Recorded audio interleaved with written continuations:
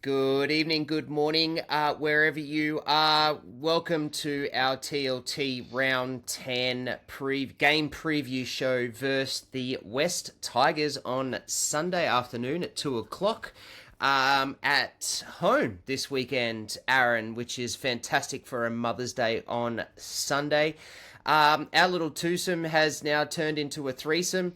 And we've got a special guest here, and his name is Con.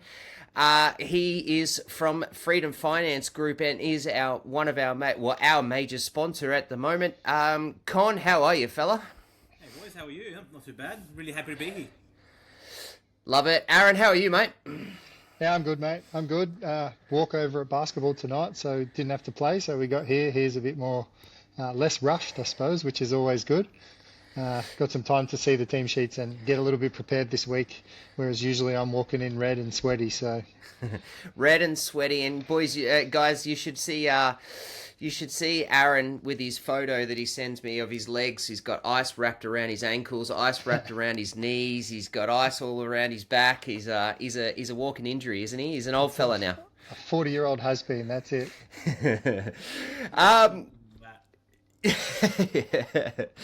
Con, mate. I briefly said hello to you before, but you are from the Freedom Finance Group. You're the face of that group. You are our major sponsor. We're very proud to have you on board. Tell us a little bit about yourself, man. Thanks, boys. Well, I'm really happy to be here. It's always good to put a face to everything and get to speak to you guys. Really exciting to be on the podcast. I am a finance broker. I've been in the game now for the last maybe 15 plus years, so it's been a long time, a lot of skin in the game. And throughout that time, probably seen lots of ups and downs. Times where interest rates are really low, times where interest rates are really high. I think we're in that time at the moment. And part of the reason why I wanted to jump on here, I think probably a lot of households at the moment going through a bit of tough time. Our third consecutive rate increase, in a row just this year. I think the cash rate as of this afternoon is up to 4.35%. So probably quite a fair few families maybe doing it tough. So I just wanted to jump on board and see what we could do to extend a helping hand to the community, the listeners, and if there's anything that we can do to support, make things a bit easier, take a bit of stress away from them and save them some money on the existing debts. That's what we're here for. We'd love to support the community. And what better way we can than to support everybody and get the message out than, being on talking to you guys. Con, we spoke off air. Aaron just found out. Tell us about your NRL background. Well, I'm a Panthers boy. I've been living here in the Rift now for the last 15 years. So I'm a really happy Penrith supporter. I know we didn't win last year, but I'm not complaining. We've won, quite a number of years over the last, 5-6 years. I've started to lose count, boys. That's just rude. You never know. We might be back this year as well. So we've had a good start. So you never know. Yeah, that's it. Look, let's remind everyone, you won 4 in a row and then only just got Reece Walshed in a prelim last year to not make a 6th grand final in a row. Yeah, don't remind me about that. The last loss in a grand final for Penrith was actually Aaron. Do you want to remind him? Well, it was quite a nice time for us, wasn't it? That was a good time. It was a COVID time, though, so I didn't get to go to it, which was a little bit annoying. But that was the 2020 grand final, and that's when I suppose you got Ryan Pappenhuisen. Look, let's not talk about that. No, it's because been you a won good, 4 in healthy a row. battle. I mean, this year maybe not so much, but in the the 4-5 years before that, it has been a great battle between Penrith and Storm, and Penrith just keep doing it again and again and again. So can't really. Oh, 100%. I think if there's a couple of teams that come to mind, if I think about top teams over the last 10 years, definitely Melbourne and definitely the Panthers. I think before we started having a few wins there, you guys were definitely the team to beat over those between the last 10 to 15 years of games that have been going on. So yeah, top 2 teams there, 100%. All right. Well, let's get away from the NRL because you're a Penrith fan. It's not his. No. It's like you want to talk about education, come to me and I'll help you with primary education. If we want to talk NRL, go to Aaron and he'll talk about the Storm and the NRL. And if we want to talk mortgage, and finances and how to save money. This is why we've got you. So this is not just a sponsorship for our page. It's actually of it. And one of the things that's really exciting about this is that our sponsorship is about trying to help our community, which is one of our lifebloods of what we want to do. So, boys, something that I've noticed, and Con's already mentioned it to me and to you, is that for the third time this year, the RBA has raised its rates. Now, Con, can you please tell us what this actually means? Look, I wish I had a crystal ball and I can understand what's going through the government's mind in terms of increasing the rates. But I think for the most part, they're trying to curb inflation down and try to reduce a little bit of spending out there in the economy. Whether or not I believe raising interest rates is going to help curb that, personally, my opinion is I don't think so. The percentage of mortgage holders, from what I understand, is between, let's say, 30 and 35% nationally. So, by increasing interest rates that affect between 30 and 35% of the country's population, are you expecting to make a result that affects 100% of, the country? So, personally, I feel, it's a bit of a stretch. It's a very difficult time, especially going through 3 rate increases one after the other. Having already quite high interest rates as they are, the pressure and the mortgage stress can probably make things a little bit difficult for a lot of households. And I would probably say if you haven't really reviewed or you haven't checked your home loan in a number of years, or you just haven't given it time to look into it, now's a perfect opportunity just to check and do a quick rate review and see if there's a possibility of getting that home loan interest rate reduced. Especially if you've not done it for a number of years, there could be an opportunity there for you guys to save quite a fair bit of money. And if we haven't mentioned it yet on the chat, there is a benefit to the listeners out there. So I'm putting out $500 for any successfully settled home loan. To any listeners out there, happy to have a chat and see what we can do. And if we are successful in refinancing your home loan for a limited time, happy to put $500 in your pockets to make that cost of living pressure that little bit more easier. So if anyone out there is interested in reviewing their home loan and just doing a quick checkup, takes about 5 or 10 minutes, please feel free to reach out, and I'm more than happy to see what we can do to support and if we can save some money. Sorry, Con, I'm just going to switch back to my headphones as I recorded that for us. But just to do a little bit of a preview. But mate, that's a cool offer, and it's a great offer. Currently, do you know of any sort of statistics or anything of people who don't go and research or don't change their banks or don't have a look into any of their mortgages? Look, off the top of my head, I don't know an exact number, but to be honest with you, the majority of people that I deal with, more often than not, they don't even know the current interest rate that they're on, which I'm probably to blame as well. Like, I can't, for a long time, wasn't even checking my own interest rate. So I start advocating why it's really important to even check and see what you're on, especially with all these interest rate rises that are happening at the moment. It's important to understand what you're currently paying. So if there is room to improve it and save some money out there, then definitely just inquire and speak to somebody. Doesn't even have to be myself. Any person, any broker that is in the industry, it's well worth that conversation to see what can be saved. Just as an example, I was speaking to a couple early last week that actually hadn't reviewed their home loan for a number of years. They thought they were on a fantastic interest rate. Turns out they were on an interest rate of just under 8%, which in today's current rates is considerably high. Given their loan was just under $1 million, they thought they were getting a really good rate, but they hadn't reviewed it for a number of years, and time got the best of them, and they just kept paying and paying and paying. And we just had a quick chat. I said, listen, give me the opportunity to have a quick look. It takes 5 minutes. They took their phone out, they had a look at the rate that they've got, and they were shocked at the difference between what I could get them and what they were currently on. So that's all it takes, is just a quick look. And sometimes you might be pleasantly surprised at the amount of money that you could potentially save if you haven't looked at it for a while.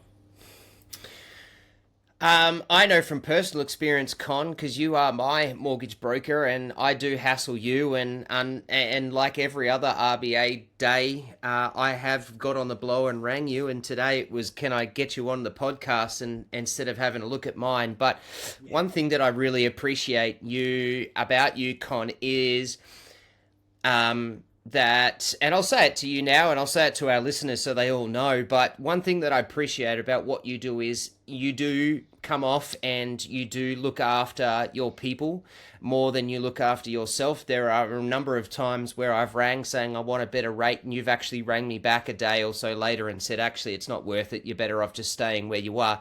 And it would have been good for you. You would have got a little commission and stuff like that, but it's not for me. So I think one of the things that I really like about you, Connie, is that yes, you are all about your people, and you're all about your little community that you're building. Oh, look, 100%. I feel, you've got to do right by people at the end of the day. And if you do right by them, they'll do right by you.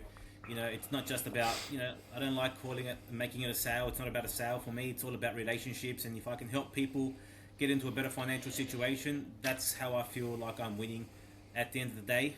And that's how that's that kind of personal gratitude that you get from helping somebody and putting them in a better financial situation. And that's why I do this, At the end of the day, if I can help families save some money, make their circumstances better, then definitely, it just makes the job all that more easier, 100%. But yeah, when you did ask me to jump on, I really hope you didn't ask me too many NRL related questions. Are absolutely hopeless, as you saw at the beginning of the video. So I'm really happy that we're talking about this at the moment. It's home related stuff, because any NRL related questions will just go straight over my head. Aaron, have you got any questions for him? I got one. My wife is a bank manager, so we tend to get looked after pretty well in this field. So, but my question is, I think there'll be a couple of interest rates coming. Do you think it's wise for people at the moment to start thinking about fixing a portion of their loan, or do you think that you might have missed the boat a little bit there, or do you think maybe you could still make some advantage out of that? Look, that's a fantastic question, and it's a question that I get asked quite often, to be honest with you. And it's something that we've kind of struggled to know exactly, right? Because no one has a crystal ball, no one knows exactly what interest rates are going to be. We can predict. Look, I think personally we're probably going to see a couple, maybe 2 or 3 more rate rises in 2026. Personally, I think there is going to get to a point where those rate increases will start to decrease.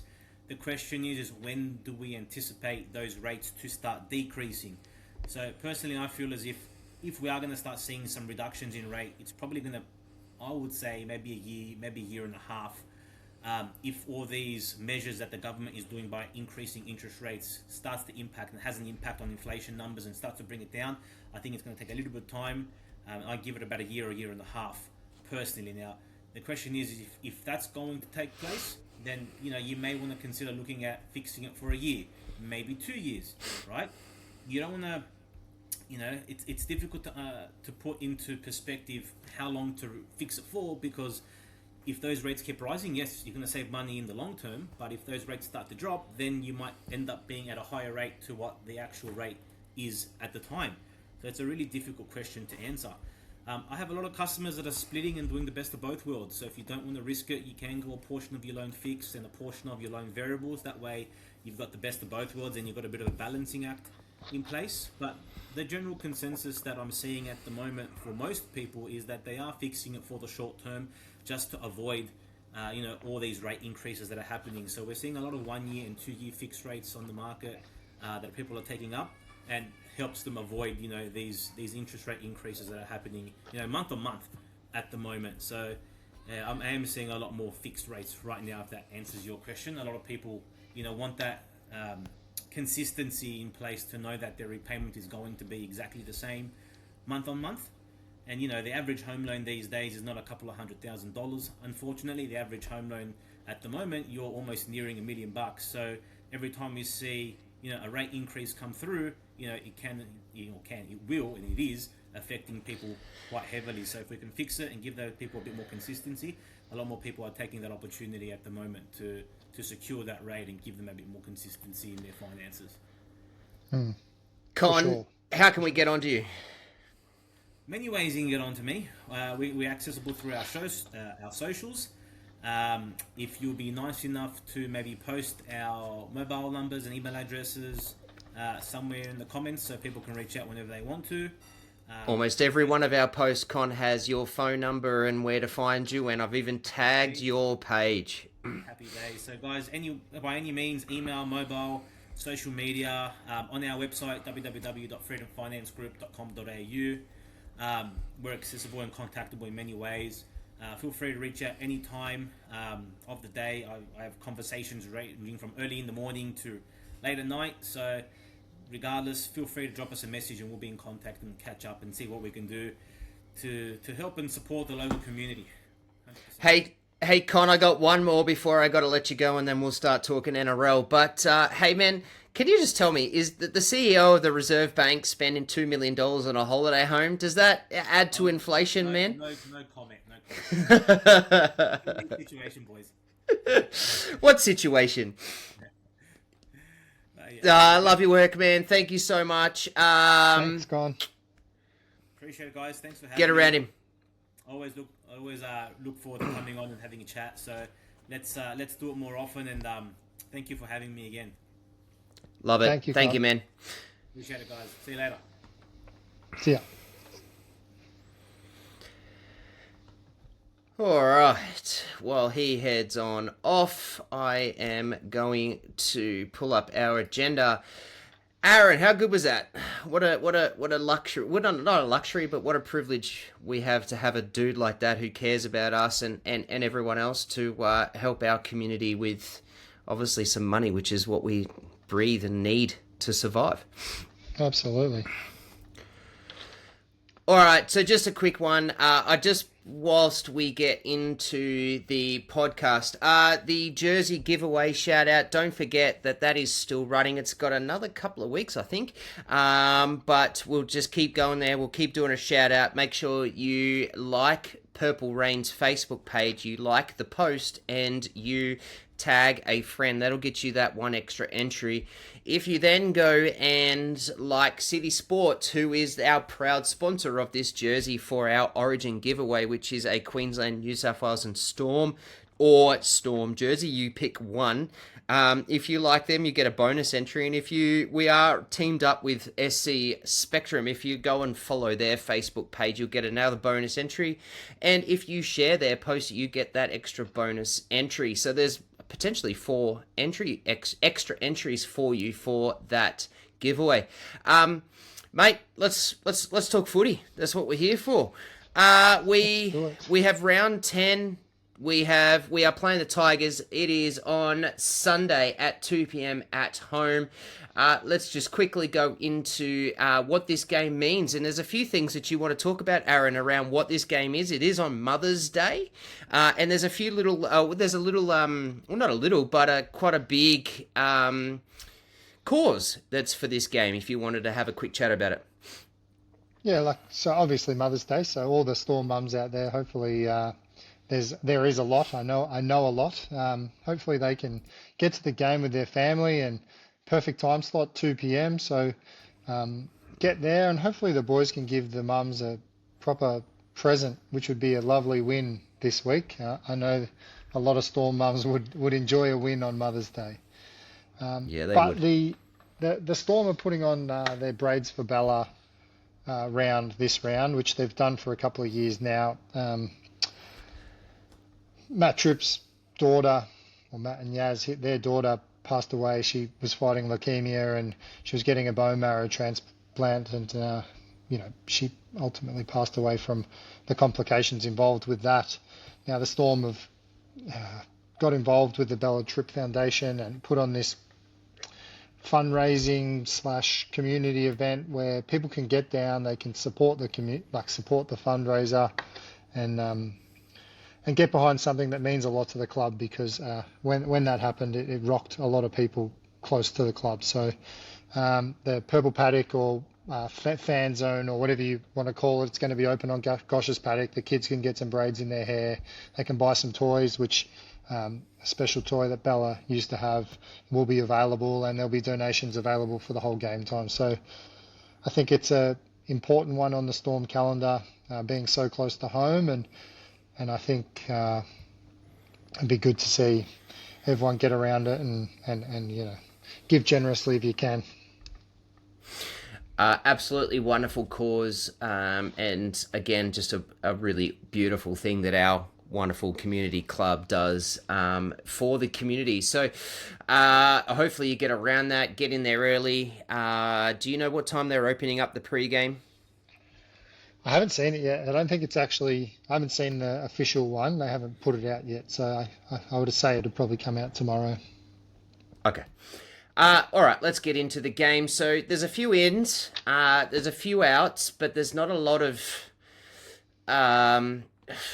there's not a lot of actual change, especially for the Storm. So for the Storm, we've got at fullback Sewer. On the wings, we've got Warbrick and Peel for his second game. With Howarth and Meaney in the centres. We've got Munster and Hughes in the halves, with Stefano and King in prop. And Harry at the 9. We've got Blore and Lasardi on the edge, and Liero is named to start this week at lock, whereas last week it was McDonald. Off the bench, we've got Tolau, we've got Chan, Moali, Cooper Clark. Stanley Hewen is named on the bench for his first game if he gets on, and Manaya with the reserves, Hetherington, Varlepu, and Leo. So the only real change is from the starting team that played on Friday night is Hughes is back for Wishart, which unfortunately has that 4 to 6 week syndesmosis injury. And Hewen comes in for Pahulu, who's been dropped completely out of the team, which we will talk about in a minute. For the Tigers, Heath Mason is named to start his first game at fullback for the Tigers in 2026. On the wings is Taruva back to his winger spot. And La Lily on the wings, with Herbert and Taylor May in the centres. We've got Luai, who's their captain as well, with Madden, who's come in for Adam Dewey with his long-term injury. That kills my super coach. Sorry, we're talking Storm, but I'm a super coach player too, Aaron. In the props, we've got Terrell May and Fanua Pole, with Tristan Hope named at the hooker. On the edges, it's Sione Fainu coming in to replace his brother Samuela Fainu, who's injured for I think it was about 6 weeks, with Kai Pearce-Paul coming back from his concussion, and Twal named at lock, with Latu Fainu at 14, Bunty Afoa, Seyfarth, Royce Hunt, Maverick Gaia, and Gerald Skelton. So there's lots of changes, but not really lots of changes. Aaron, what's your sort of thoughts? Look, I really didn't think there'd be a lot of changes this week, to be honest. I wasn't like last week where I was expecting mass changes. I was expecting something similar. I still think there might be a little bit of room for movement there. I'm not necessarily sold that Peel will keep his wing spot. I watched the New South Wales Cup on the weekend, and Moses had a blinder out there on the wing. He had 2 tries, a try assist, 15 runs for 228 metres, 4 tackle breaks, 2 line breaks, and a line break assist. So he definitely can hold his head high in a loss and would be in contention for a call-up. Now, whether he would go to wing or to centre, I'm not sure. Whether you'd move Meaney out, you'd play Moses at centre potentially, or you'd give him a run on the wing. So that's one thing that I think could change. The one that we're hearing lots of noise on the page about is Pahulu getting dropped out of the squad, when a lot of people thought that he might play. Now, he had a decent game, actually, his numbers-wise, in the twos. He had 56 minutes, 12 runs, 130 metres, 62 post contact, 6 tackle breaks, 23 tackles, 1 missed. Now, that's not a bad outing by any means, but I mean, we did get a few tries scored down the middle in that game. There was a couple of moments there where the front door was open and people were coming through. So defensively, maybe not as sound, but he also took a head knock, and he did come back from that head knock during the game. But from what I've heard, he is actually in the protocol. It's not like he's been given you have to sit out. It's the Storm saying, just have a rest and make sure that your head's all right. So I'm pretty sure that's why he's not named in the one squad, and I don't think he'll play in the twos as well. So that probably puts that to bed a little bit. And the last one I've got there is if we're going to add some punch. So like last week, Mawale only got about maybe 30 odd 40 minutes last week in the ones, but didn't do a whole lot. And Chan only got 15 minutes last week. So there's a potential there that Lazarus might get a game. I mean, he's got some really good numbers from the twos last week.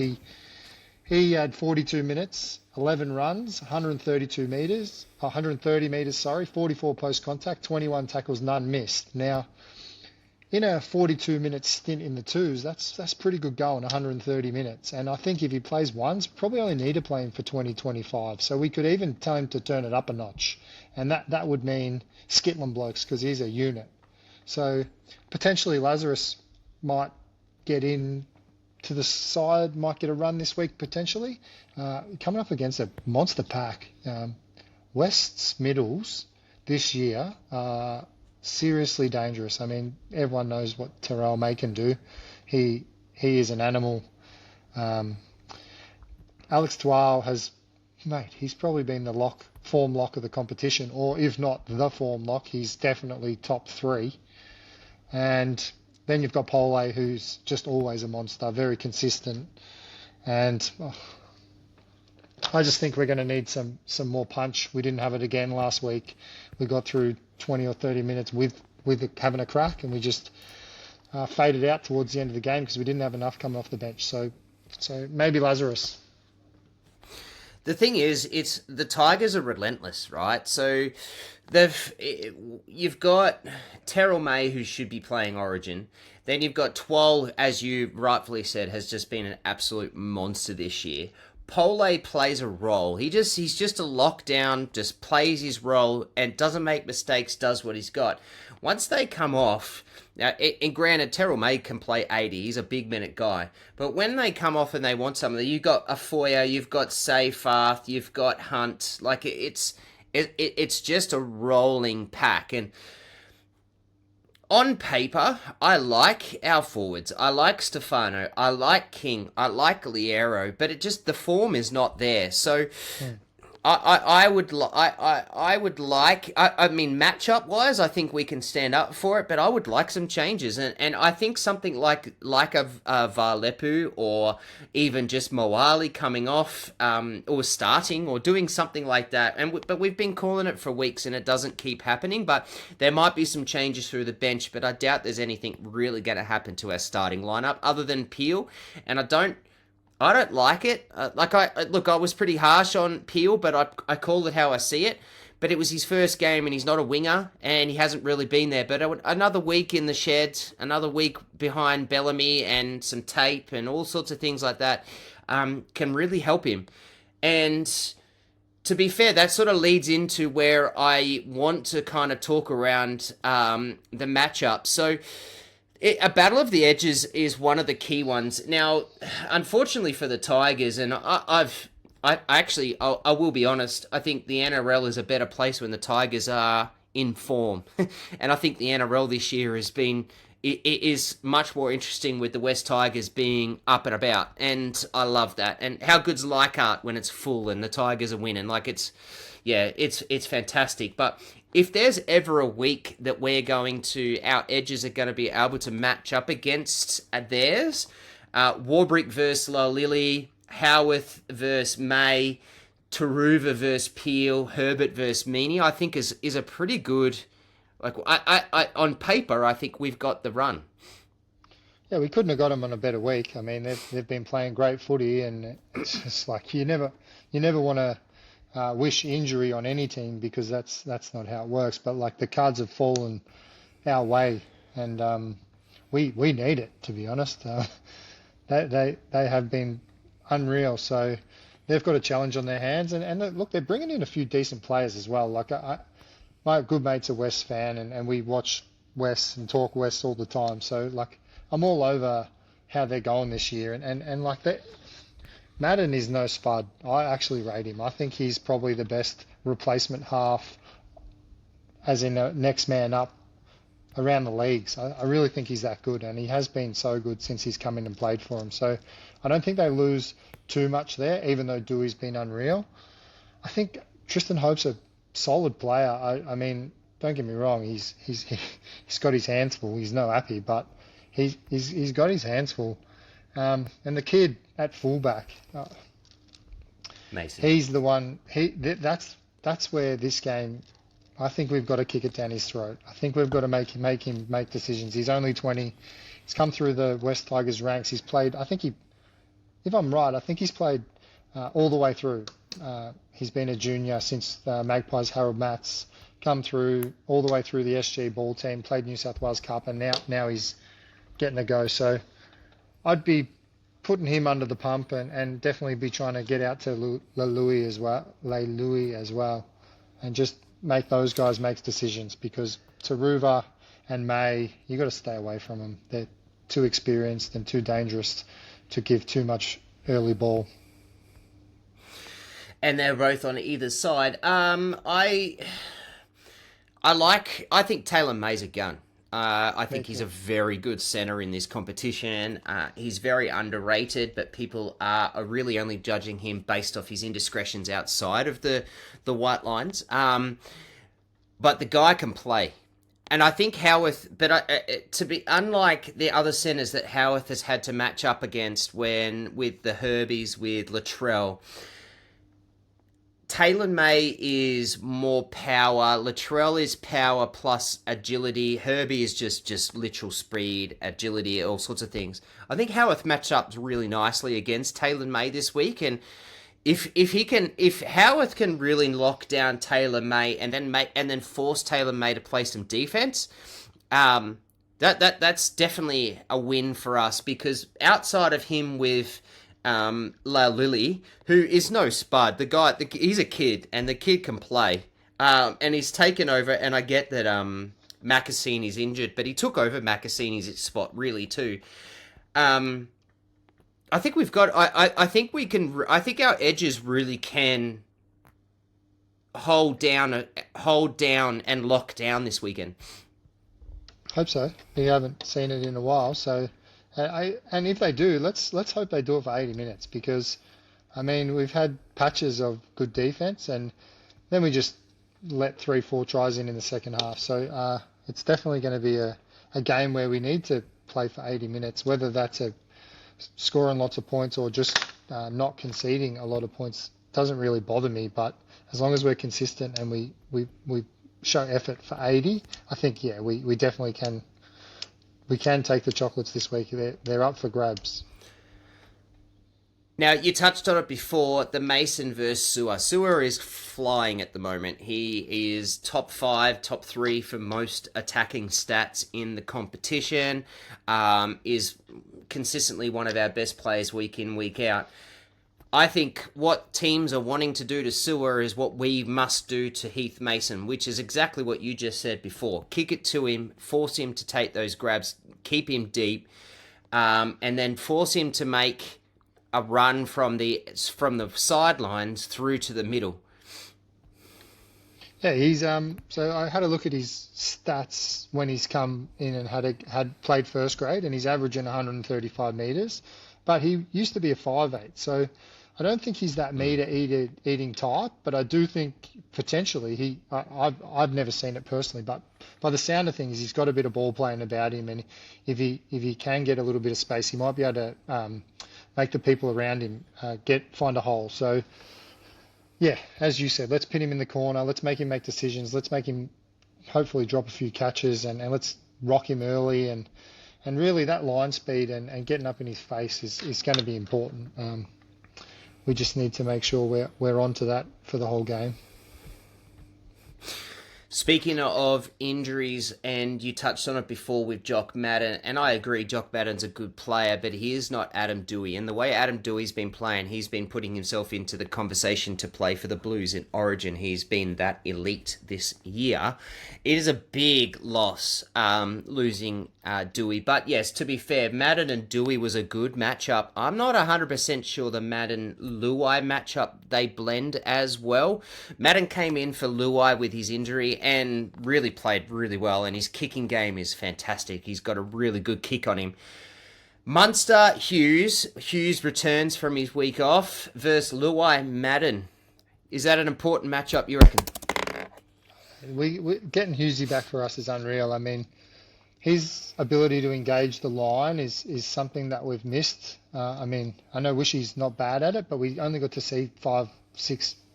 Well, I'm not sure how many minutes it was, but it was very early in the game. 15 minutes, but a try. Yes, yeah, no, it's nice, but getting Hughesy back, he can engage that line, and when he can engage that line, then we can hopefully start to see the middles just off his shoulder, little short balls to the bigs, and hopefully Sua can.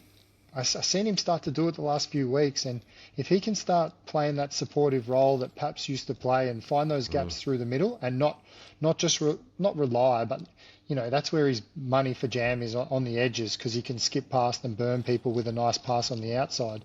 If Sua can start adding the middle third of the field to his game, he is already unstoppable. People don't want to touch him.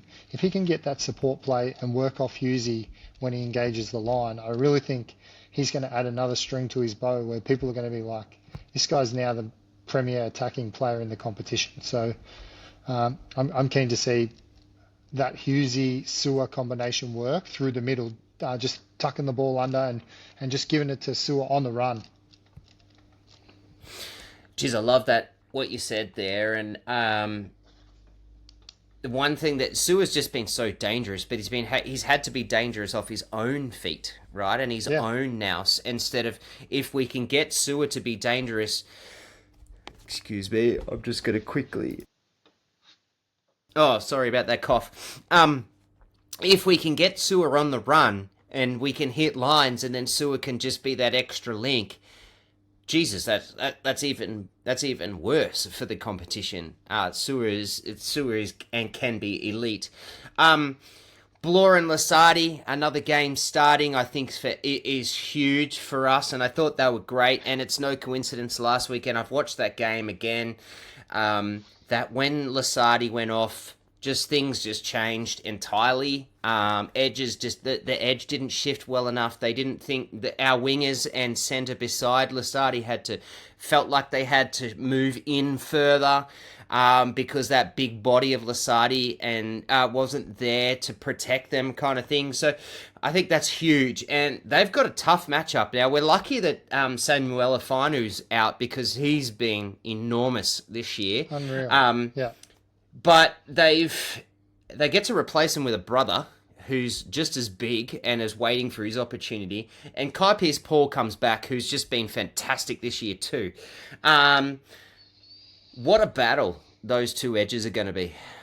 I think Lasardi should be better for the run. I mean, he'd had 5 weeks off. He come back, and he needed a rest last week. He wasn't going to get through 80 minutes. So this week we might be able to push out closer to 80, or I know, he's still a big body, but I do think he'll be better for the run.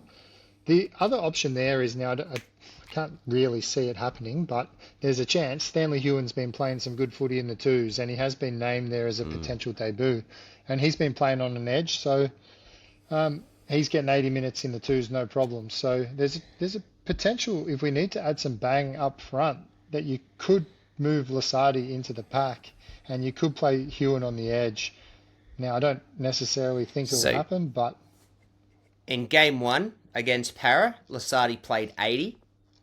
Yep. In Game 2 against the Dragons, Lasardi played 80. So he can play 80.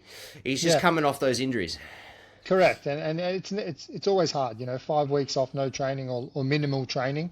And then to get your match fitness back, I don't think the Storm would have wanted to keep him out there for 80, because it's just not the right thing to do. You need to ease your way back in. Yeah, not when you started to get behind too. Cool. Any other key matchups you want to talk about? No, I'm pretty happy with those matchups, I think. Yeah. Cool. Aaron, how do we win this game on the weekend? We've got these matchups, but statistically and as a team, what are we going to do? So what I went through is, like, the last couple of weeks we've just been saying we need to hold the ball, and they need to play simple. Now, some people have brought this up to me, and it kind of made me think. We're completing at 80% and we're trying to hold the ball. Okay, so we're doing okay on that front as an average for the year. There's obviously been one really, really bad number in there that's brought that down. So I would, without that one game, I think we'd be completing somewhere around 85%. Now, the last 4 weeks, we scored 2 tries against the Dolphins. That's it. We scored 1 try against the Rabbits. We scored 2 tries against the Warriors, and we scored 2 tries against Penrith. So this week, how do we win? I think we need to score 3 tries or more. It's simple as that. We need to find points, and I think we need to attack. I don't necessarily mean that throw the ball and be stupid, but I think reserved and calculated might not be the best way forward, because I think West can put points on, and I don't think if we score 12 points or 10, 12, 14 points, I don't think we win. Our defense isn't good enough. It hasn't held up. Our second half fade outs have been killing us. So, yeah, I say we need to score 3 tries plus, and for me that means we have to play footy. And if that means throwing the ball, I think it means we have to. The NRL game style now is not defensive mentality, right? You've got to be good at defense, you've got to hold your tackles, but it's all about points on the board. That's what they want. That's why 6 agains is so prevalent, so fast. It's why people are talking about this. It's why people talk about the injuries, because the game is so fast. You've got to put points on the board. You can't win games nowadays with 12, 15 points. Like on the weekend, we played the Dolphins. It was pissing down rain the entire game, or apart from the first 10 minutes of the second half, it was pissing down, yet we still lost 28-10. Like, that's still 38 points. That's unheard of in a defensive minded game back 10, 15 years ago, right? So we have to put on points. So how do we do that? I think Hughesy's got to play straight. Hughesy's got to dig in behind the line. We need to somehow unlock Harry. Hasn't happened for a while now, and the forwards are the key to it, and we keep banging on about it. We need to unlock Harry, and that's generally a quick play of the ball here or there, a chance to win the ruck, which we just haven't done. So same as usual, I'm going to say the forwards need to step up. They need to do their job, and they've got a big task this week because it's a dangerous forward pack. Yeah, and we have to defend Terrell May. It's as simple as that. His running and power as an attacking forward is just unreal. And if our forwards can't stop him, we're in big trouble. I agree with you. I think our forwards need to start putting some meters on. I started to see that early last week. I saw it against the Raiders early as well, and then it dies in the arse when it comes to second stints, or they go off after their first stint. So I'm starting to believe that we can do it. It's hard to after 7 losses in a row, but I think we can. The issue is that once they go off, how we can continue what our forwards do. I think the game just needs to be simple for the forwards, as much as you're saying there's got to be a little bit of flair and we've got to, that simple game. I agree, but I think with our forwards, it has to just be simple. It's got to be straight line, get the ball, Get on the ground, try and engage as many defenders as you can, get up quickly, and then just play. And then let Harry Grant, Munster, Hughes, and the like be that flary play so that we can try and get some line breaks. Like last week, to only have 1 line break is just, in this game, in the way that this game is played, with all the 6 agains that are happening and all the things that are going on, like, to have that 1 line break is just ludicrous. We haven't seen the ball playing that we're used to seeing from the Storm. I mean, usually we've got Munster putting 3 people through holes. He's struggled to find form. Although last week I thought he was much, much better than he has been. So that's yes. That's a start. So hopefully Munster can continue on that upward trajectory. Getting Hughesy back, from what I've heard, he had a bit of bruising in his wrist from when he stretched it. It wasn't anything worse than that, so I think he'll be fine, and I think he would have been able to train. His running, his fitness, nothing would be affected. I mean, I know he's not allowed to train with the team because of HIA protocols, but I do think he would have been on the bike. I do think he would have been running and keeping his fitness up. So hopefully Hughesy can come back in. He can put people through holes, and if we can start getting those line breaks that we know Hughesy generates, we might be able to get some more points on the board. Anything else you want to touch on? I just got here. I think this week, especially this week, I think Luai is going to be dangerous. Luai is the kind of player who, when the pressure rises, he rises to it. And, losing his hombre there with Dewey, who's been fantastic, just means that he's going to be partnered with Jock Madden. And I really think he'll just let Jock Madden call the shots and play the 7. He's a good 7. And that just means Luai's free to run. And in that mindset, with that talent, he could potentially rip us apart. So I'm a little bit scared about what Luai can do, and I think that's a really big matchup. Especially after the shit he copped for signing at PNG, and then they turn up and put up what they did last week. I think he's definitely on the trajectory for a monster game, which is scary. I agree as myself. There wasn't a lot of questions, from the community. There is lots of comments. There's like over 40 comments over the 2 different pages around the team list this week. But no real questions, and most of it we've actually spoken about.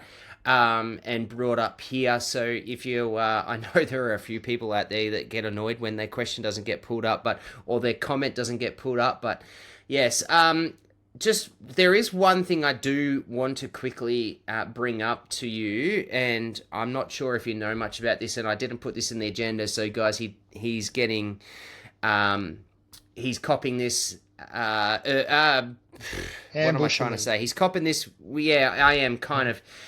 There's a couple of comments around the New South Wales Cup, and there's a few different players. Obviously, you spoke a little bit about Pahulu, but yes, he had that one bad game not bad, but he had that, and that's the case. But there are some other boys that are coming through the system. Now, one person said Luke Cesari. Do you know much about him? To be honest, I don't know much about him. I did read the comment. I don't know. And then I go look at the numbers from the weekend. I don't think he's playing at the moment. I'm not sure what's going on there, but I'll go back a few rounds and just have a look and see. But to be honest, I don't know a lot about him. I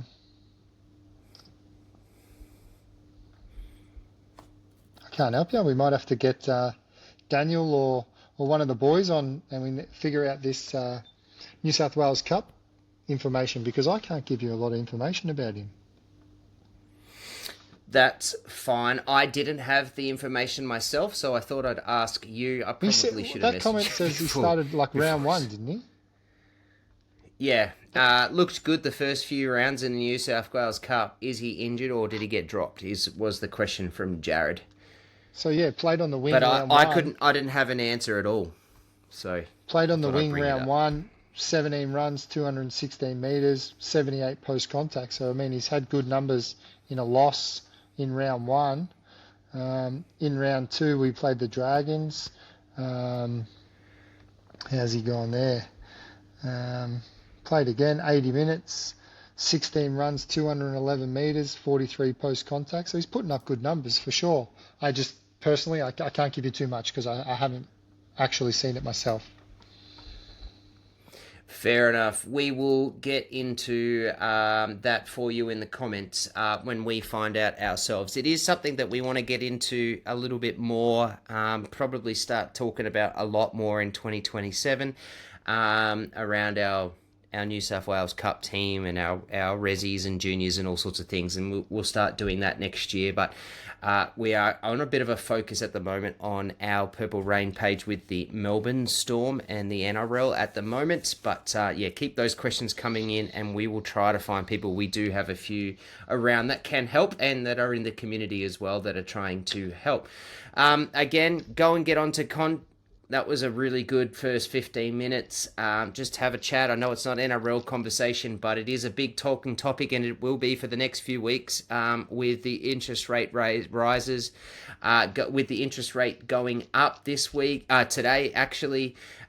Get onto the jersey giveaway. You got to be in it to win it. At the moment, there's only about 100 likes on it, so which means that's for one of the things that you have to do to win it. You've got to actually like it. So if you don't like the post, you will not get an entry into that. So make sure you follow along with that and then get around those extra comments. Aaron, another good one, mate. TLT. I'm just going to go one. Happy Mother's Day to everybody. I want to go one last comment. I've just read through my notes there, just scanning them just before we finish. And I did write this down, and I think it needs to be talked about. Harry Grant had the second most tackles in the competition. Now, do we want Harry Grant making that many tackles and not getting those attacking stats? Do we want that? Do we want him running the ball and making 50, 60, 70 metres? Absolutely. So I don't know how... Like, don't get me wrong, I'm happy he's making those tackles and I'm happy he's trying, especially when we're getting flogged and teams, like, of course he's going to make more tackles if we're playing defense more often than we're playing offense. So, like, I understand that part, but, like, if we can try and curb that and not make Harry make so many tackles, maybe it does unlock him a little bit. So, I don't know. I just wrote it down. Second most tackles in the competition. So, that's a little bit concerning. It is very concerning, and one thing we all know about Harry is he's a very good defender. He loves to tackle, and he tackles well as a hooker. And he's a bigger body, but no, we don't want him tackling that much. But he doesn't normally have to tackle that much because we're on the front foot and we have to do some things. But we haven't been, and so he's had to do it. And I would much rather the attack from him with the 100 meters even. Getting tries and doing things like that. I would absolutely love to protect our superstar in that point. It's a good point. That's it. That's all I just want to say I brought the jersey giveaway up. There are 90 people who have liked it, but there are 134 comments. So there's been 47 shares, so there's 47 people getting an extra bonus entry. So, yeah, there's not a lot of people in it, so it might be worth getting all about it to get a really nice Queensland or New South Wales, or a Storm jersey. Get around it. All good. See you, everybody. Good luck, and happy guys. Mother's Day on Sunday to all you wonderful and beautiful women out there. Love it. See yous.